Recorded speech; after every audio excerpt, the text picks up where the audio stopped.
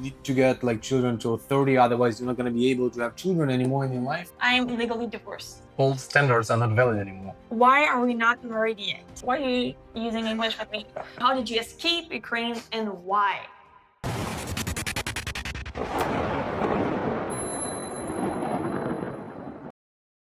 Today we're answering questions we have never answered before. They're juicy, provocative, and we'll give you all the tea and information. So let's start with the first question. Let's go. I'm ready. Someone is asking, are we planning on staying in Canada or even in Quebec for the long haul?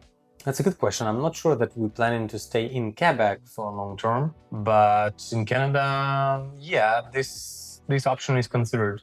The truth is that we don't have any plan for long-term plans. Like, we do not know. Exactly. But we'll keep being based somewhere in Canada, I believe, for a while at least. Yeah.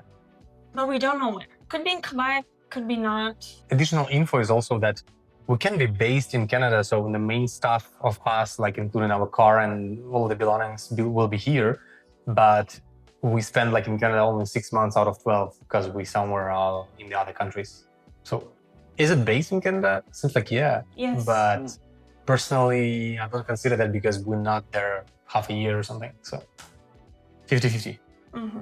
Okay, so just asking, since we travel a lot and we speak English between the two of us, are we losing our mother tongue, which is French, and for you, Ukrainian?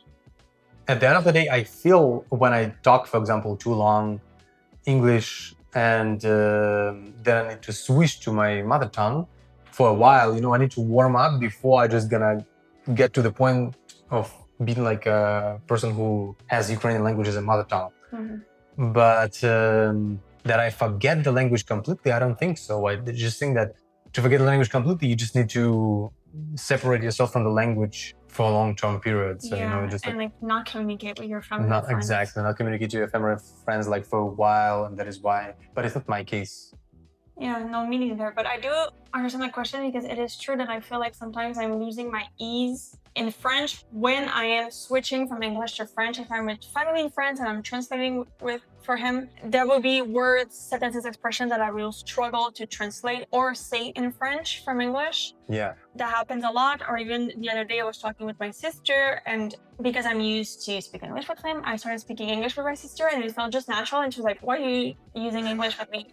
And when she asked me that question, like, I had not even realized I was speaking English to her. It was just like, it came out naturally because I'm used to that language mostly. But I do not lose my French. Like, when I switch to French, I can do it. Somebody's asking, why are we not married yet? We get that question a lot.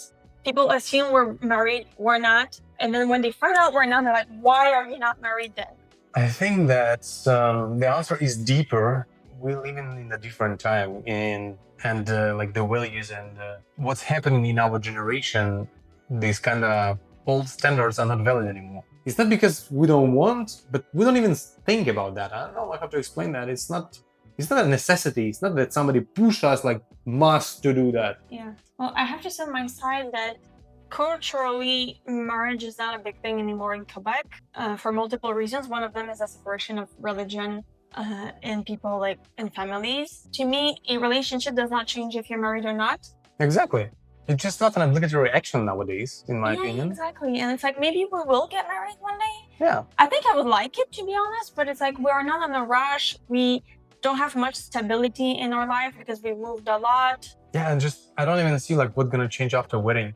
It's just... No, nothing. I don't think it would change anything. The day after wedding, I'm just like, okay, I have another ring in my finger. It's just a celebration, in my opinion. Yeah, exactly. So it's... nothing more. Okay, another question we get a lot. Are we planning to have children? When are we going to have children? I mean, first, we would probably need to get married then before the children. Yes. But I think that these two questions are interrelated because like it's also not obligatory right now to rush with children. I agree. Again, like the old generation might say that no, you need to get like children till 30, otherwise you're not going to be able to have children anymore in your life. Well, my parents got me in the first child after their 30s. Yeah, that's the point. Why would you rush? In my personal opinion, you got to be 100% ready and want kids, and not just like be influenced by someone else and, follow the society rules. I think you need to feel the call for children coming, and none of us feel it, I believe. Not yet, at least. And yes, exactly. I feel I'm way too young. I want to do so many things before that. If I were to have children, be more stable financially, like. Yeah. And I feel like we're just starting our lives, and we still have a lot to learn and do before getting children. Somebody's asking.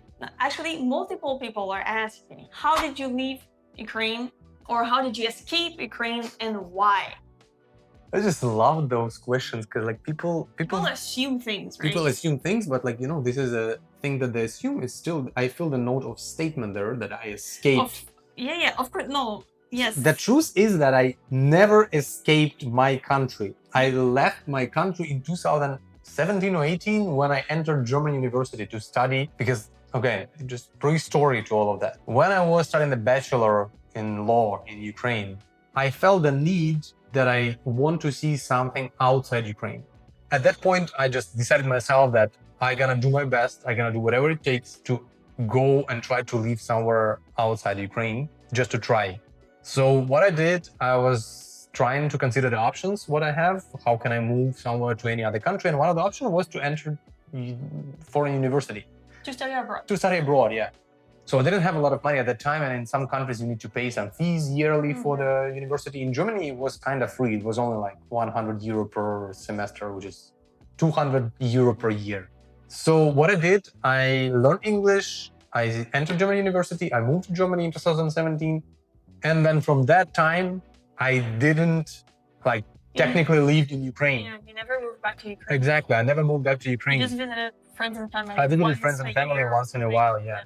So I never escaped my country. I just ask you to stop all of the things and blaming people for the situation if you don't know the background of people. But not only that, it's like people, it's like they ignore or they don't want to believe that there were millions of Ukrainians living outside Ukraine way before the full-scale invasion. Not every Ukrainian out there escaped. There were millions of immigrants already. And in Canada, there were already a million Ukrainian Canadians too. It's just like, this is not so uncommon. So I don't know why people are so shocked that there are Ukrainians abroad. So, long story short, I didn't escape Ukraine. I left Ukraine in 2017. And you did it to study abroad and pursue? Yes, I did it to study abroad, and then I pursued my goal. I finished university in Germany. I had a work in Germany. So I never moved back to Ukraine. I didn't escape that country. That's my answer. This will be going with the following question that we get a lot. Are we or do we plan on moving one day to Ukraine? Well, we don't have plans to move to Ukraine for sure, mostly because of the political situation in Ukraine. If we're gonna do it one day, maybe, the door is not closed, we never know. I think we're open to living abroad and traveling a lot, obviously. So is it gonna happen? Maybe, maybe not, but we don't have plans. Is the question like, do we have plans to move to Brazil? Like maybe. We cannot answer the question completely if we're gonna settle down in Canada, even though we're right now in Canada. So those potential options that we have in the future, there are just plenty of them. So for sure, I know that we're gonna visit Ukraine one day. Yes. But to completely move there, to leave, again, nobody knows. Yeah. Rachel, tell us one of the biggest shocking facts about yourself. Shocking. Give them something juicy. Oh, I know. I'm legally divorced. Tell me if you're shocked right now. Leave us the comment if you were shocked at the moment when she said that she divorced. Because I was shocked. She came to me in Hamburg and we were sitting in the couch in the evening in February. And she's just like, I'm divorced. And I literally didn't know what to answer. Just millions of thoughts in my head. I'm like, how, why, what? I cannot believe that. You don't look like you're the person who divorced, Tell them the tease. Well, I cannot say all the information because I'm going to keep the other parts privacy in this, but it was not a religious wedding. It was just a paper wedding, like in front of a notary. There was no celebration behind. But it was just to help me and my partner in a very specific situation. We both needed. My parents were well aware. They were questioning me a lot, but then they were like, okay. For them, it made sense. I cannot say, all the context, but it made sense. And they knew it was a way to help myself. But I don't consider myself, really divorced or married because it was never, to me, a real marriage and a real wedding. It's not totally fake, but you understand what I'm saying? It's like, it was not celebrated. It was not religious. There was like no dress, no those vows, and none of that. I wasn't even proposed to. It was really like signing papers, and that is it. Let us know if you were shocked. Were or are Rachel's parents skeptical about Andrii, thinking he's with her just because of the passport? No, my parents don't think. No, they would not think that. I don't think that. They were not skeptical because you were Korean. They were, as any parent, skeptical as in like, oh, their daughter is presenting them a new person and like, who's him? Like, what is he doing in life? Is he a good person? Is it like a trustable person? You know, this kind of normal questions parents have, and I think they even have more when it's question of their daughters. So they never thought any of that, and I think since they met you, that it'd be like online or in person, they knew you were a good person and none of this was for any visa or passport. And for context, when we met, you were living a good life in Germany, not thinking you would move out of Germany. I was living abroad in Spain. So none of this was related to Canada at all. I moved with him in Germany because he had no plan to leave Germany. And it's like after a year, we were like, what do we do? Then we're like, maybe we could go to Canada, and like we found a visa. But otherwise, there was not even a question of moving to Canada for a year and a half or something with, like after meeting you. So I just remember I saw a video recently that like made me laugh, to be honest. There was an Asian girl that's sitting. She has a boyfriend that is from Switzerland, and like she's just like this face palm, and just like on the screen is written, everybody says that I am with my boyfriend because of his passport, because she's Asian and he's from Switzerland. And then like she's showing her passport from Singapore, and then like, what are you talking yeah, about, it's like the guys? strongest The passport. strongest in the passport world. in the world, yes. And I was like, oh, this is funny. People say that all the time, but they don't even know the background of her. Why? It's also assuming that the person that comes from a maybe less developed or less rich country will automatically want to move to the other. And I know plenty of cases or people have moved to their partner's country that is known to be like less developed or less rich. 100%. This happens all the time too.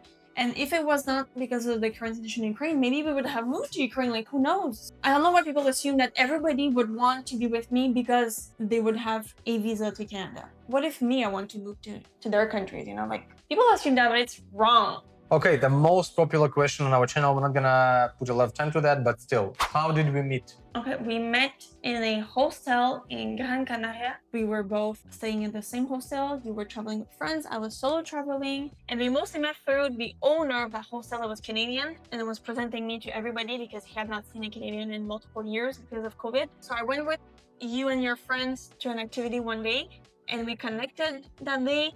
And since then, we spent like every day either together on that trip.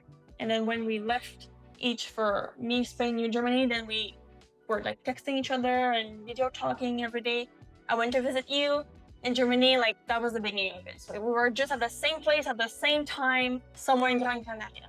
Why Andrii does not take his parents or relatives from Ukraine? So I guess like take them outside Ukraine or with you here in Canada. Okay, the truth is that my parents and all the relatives who live in there, they're very attached to their motherland. There are still my grandparents, my parents who were born and raised there. And I offer them like, okay, if you want, we can meet like somewhere in Europe and like, organize start basically the life from the beginning. But they completely disagree with that. They just said, no, we're like, this is our land. It doesn't matter what's going on here. We're gonna stay here. Yeah, it's hard to realize that all of this kind of stuff happening right now in Ukraine and people are forced to live in that conditions. But my parents they love their country, they love their land, and they want to stay there. They love also to visit me and like meet somewhere in Europe or in any other point. But to leave completely, they prefer only to live in Ukraine because, they know Ukrainian language. They need to learn from the very beginning other language, other culture, other mentality. So it's not about that I don't want to do that. This is about them that they want to do that. Yeah. People are asking, do we often have conflicts? And what are tips and tricks regarding conflicts? And do you feel like we have more conflicts because we're in a mixed relationship? You want to start? Okay, I can start. I don't know how often we have conflicts, so how often would you say that? I don't know. I'm not tracking that. Yeah, of course not, me neither. But some days it can be more than one per day, and other days. Yeah, we have conflicts like all the healthy couples. I cannot just believe that some of the couples in this world have no conflicts. It's impossible. No, it means one of them is unhappy and there's something. It's a red sign. Yeah.